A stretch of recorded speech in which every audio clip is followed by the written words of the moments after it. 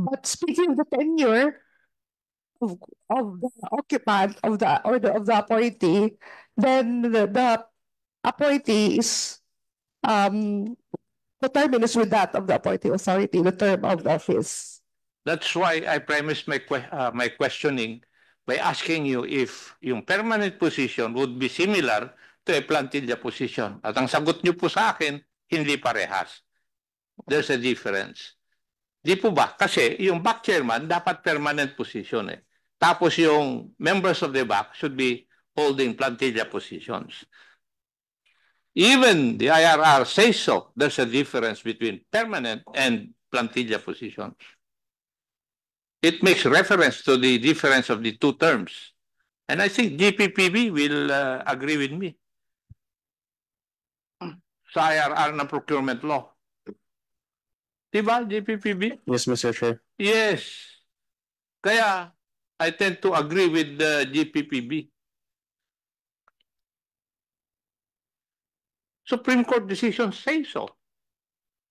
And when the Supreme Court comes up with its decision, they form part of the laws of the land. Sinight ni Congressman Loyola yung isang kaso, Dator case, yung sinight ng GPPB, yung Laurel, parehas na kaso yun. Sinabi nila na dapat, sinabi doon sa mga kaso yan, may nepotism pag yung appointing authority would appoint a relative to the position of a back chairman. I do not know where CSC based their opinion.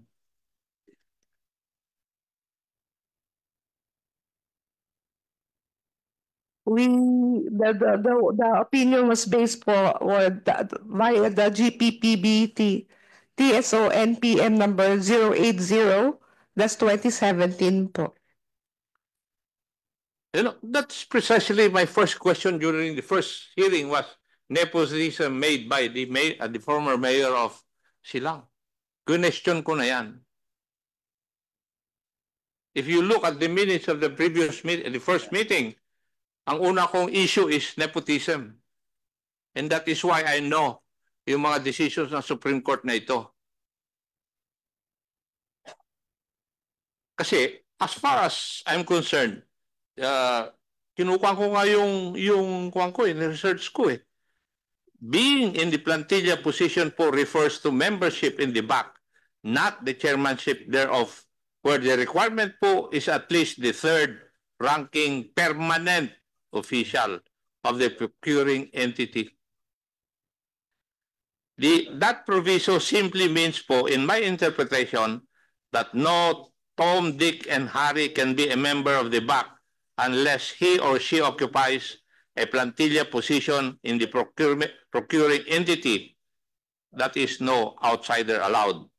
But to be the chair, one has to be at least the third ranking permanent official of the procurement entity. Permanent describes the official who is supposed to head the back. Thus, if you are coterminous, you're not permanent. Yun po yung rational ng pagtatanong ko nung first hearing. Would you agree with that, GPPB? Yes, Mr. Chair. Civil service lang ang hindi.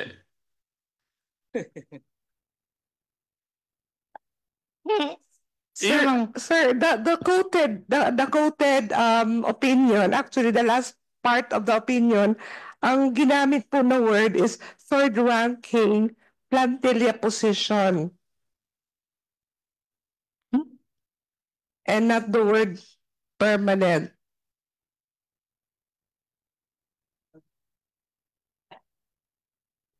Saan mo nakuha yun, Iha? The one quoted, sir, by the opinion of the GPPB. GPPB, would that be correct? Para ma-correct na natin yung impression na ito. Just checking, sir, nung na-mention po ng non-policy matter opinion po. Ha? Sinicheck ko po, sir. Yeah. Kasi, para magkaroon na ng permanent na interpretation dito, you could just imagine two agencies of government having two different legal opinions. The question is, which one will be followed?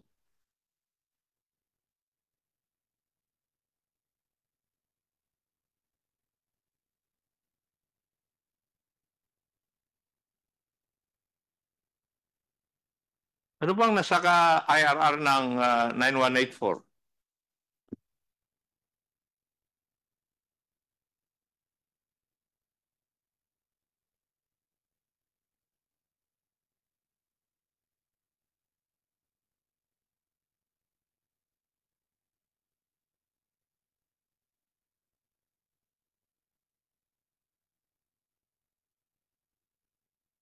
Sir Chair, per section 11.2 of the 2016 revised RR, the term use was ranking permanent official po.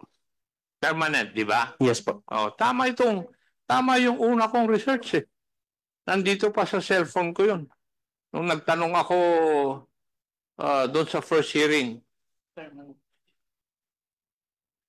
Kasi, ang conclusion ko noon is, I would like to repeat, it seems that the framers of the IRR of Republic Act 9184 has intended a different meaning for the term permanent in the sense that it simply refers to any position in the plantilla. The problem with LGU is that all their officials are non-career.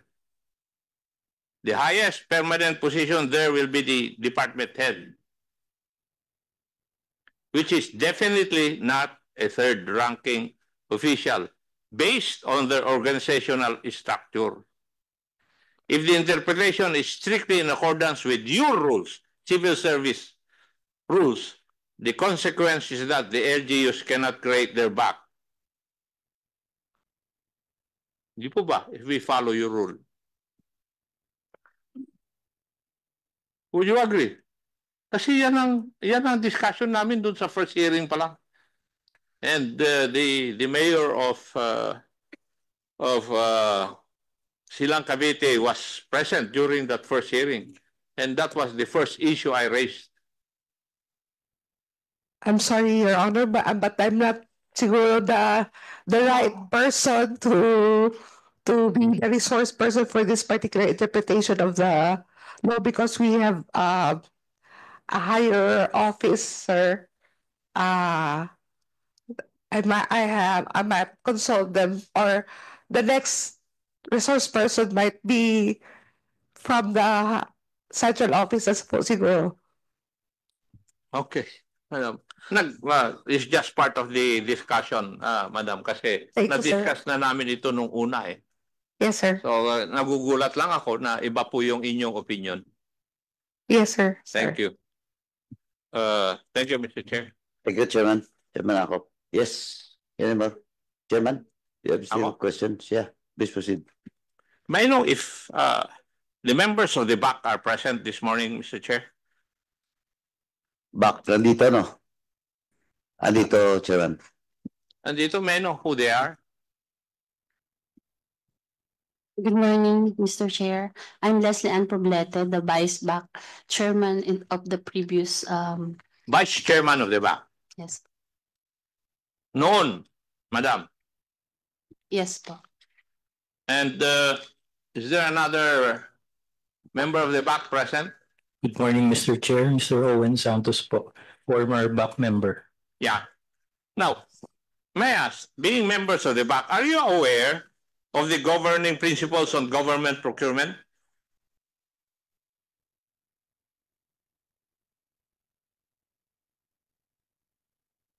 Yes, Mr. Chair. Yes. And may I ask, how many governing principles are enumerated under the law regarding government procurement? How many?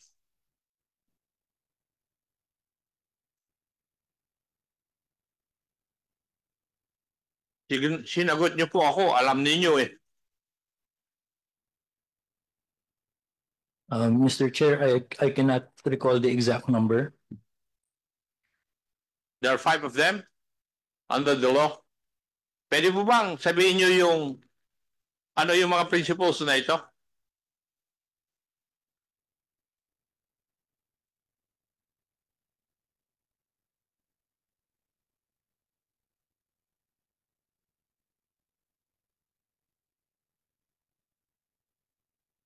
Meron ba dapat transparency in the procurement process? Yes, Mr. Chair. Oh, Yung po ba ay kasama dun sa governing principles na procurement?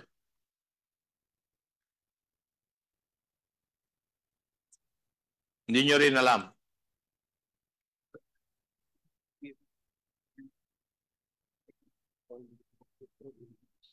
Kasi wag po kayong basta-basta sumagot.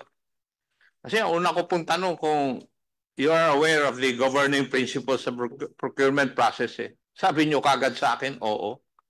And tinesting ko lang kung alam nyo talaga. And I do not think, or I think that you do not know yung governing principles.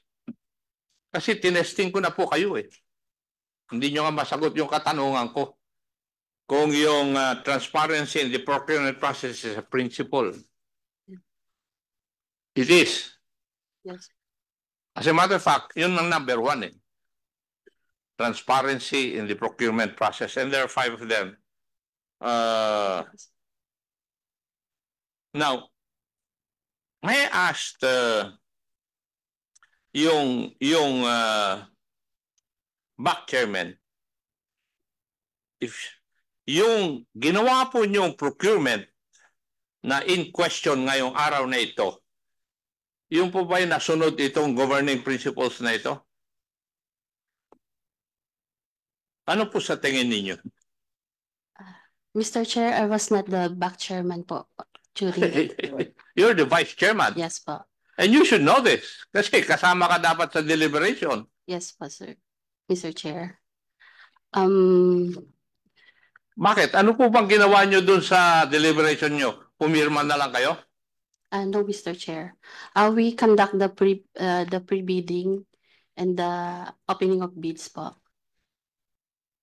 And during the pre-bidding, I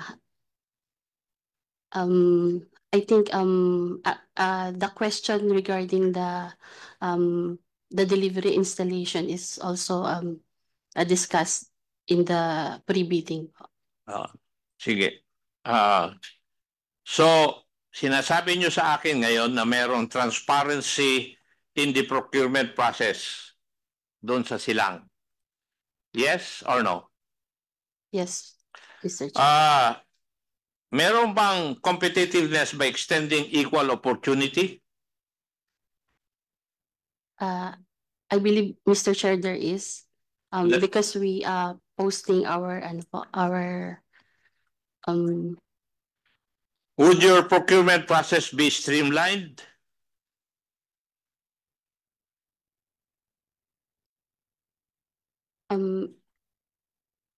I believe the procurement process should not be streamlined.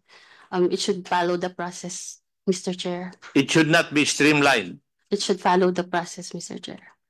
What's the difference between the two?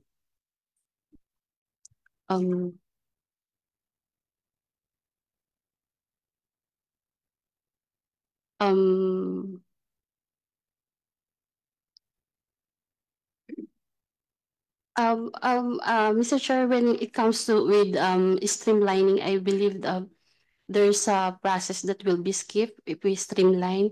But in procurement po, we have to follow the process po. Okay.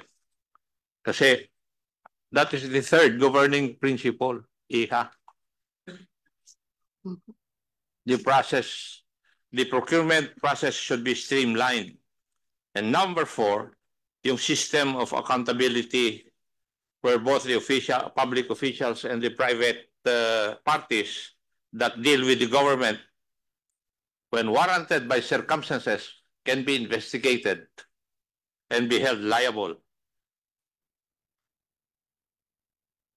Nasunod din ba ito? I believe, Mr. Chair. Yes. May kaso na po ba kayo?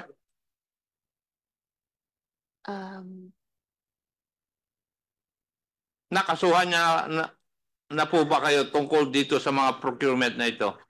I believe, Mr. Chair, in the ombudsman, there were files. Hindi po kayo nakasuhan? As of the moment po, wala po akong nare-receive po regarding a case filed against me po. Wala. Mayor of Cavite, would that be true? Sir, the former vice chairman was included in the case being investigated by the ombudsman. Okay.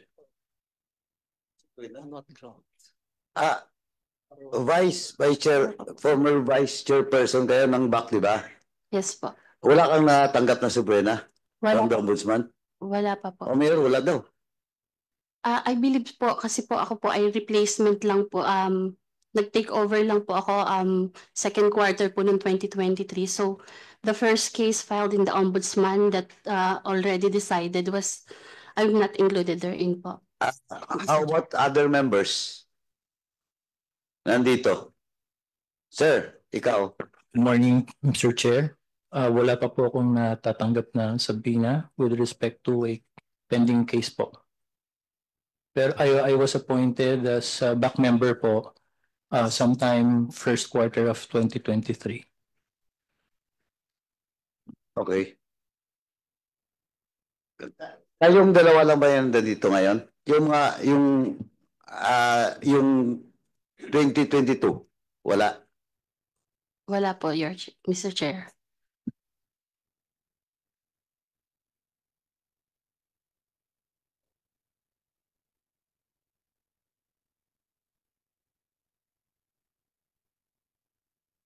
Hindi. Meron si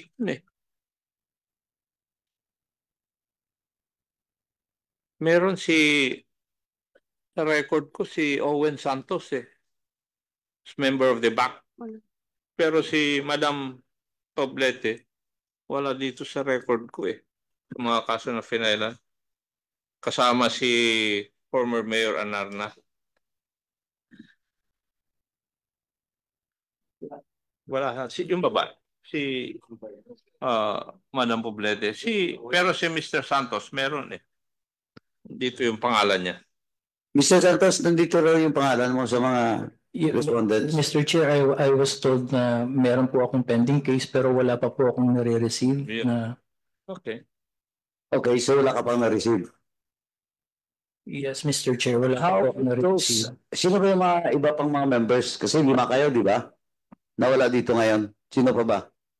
Vice. Mr. Chair, si Engineer Robert Marquina. Anong posisyon niya? Permanent position sa Siya po yung aming municipal engineer. your municipal engineer. Do you confirm, Mayor, that certain engineer? Yes, sir, Your Honor. Until now. He was already dismissed from there was an ombudsman ruling declaring him dismissed from the service. With regard to this case. Regarding the 2 previous cases wherein during the dismissal order for the mayor, former mayor, Engineer Marquina was included among the department head that were dismissed. Ma'am, yung engineer, municipal engineer niya, sino pa yung isa? Merlina Cabrera. Ano yung posisyon niya sa Before, former po siya sa Menro Head. Menro Head? Apo. She was also dismissed? She retired po. Retired. She retired. Apo. And also the last one is Ma'am Janet Bawalan, who is our budget officer who also retired. Meron yung bawalan. Dalawa yung retired. Yes po. Mayor, are they part of the case? Kaya nga. The ombudsman? Yes, sir. Yes, Mr. Chair, Your Honor. Pero walang docket pa. Other people that face cases in the ombudsman were Mark Manuel Cabrera, the former municipal budget officer, Keisha Ann Beranda, the municipal accountant who were already issued a dismissal order. Priscilla Tagle was also included as a former member of the Bids and Awards Committee. Also included was Attorney Ireneo Anarna.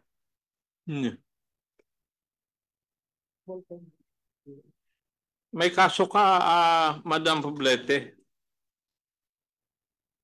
For your information, a case was filed by Mayor Carranza, Mark Anthony Toledo, and Mr. Perpetuo de Singailo versus Aliston Kevin Anarna Nathaniel Anarna Jr., Attorney Erenio Anarna, Leslie Ann B. Poblete, Maria Dolores Jeneth Bawalan, Engineer Robert B. Marquina, Merlinda B. Cabrera, Priscilla R. Tagle, Owen A. Santos, and all members of the BAC Secretariat for grave misconduct, serious dishonesty, gross neglect of duty, conduct prejudicial to the best interest of the service, violation of Section 3E of RA 3019, violation of Section 4 of RA 6713, filed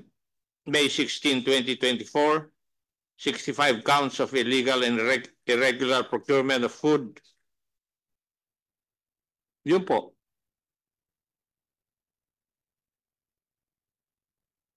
Pursuant to the records that I have in my possession.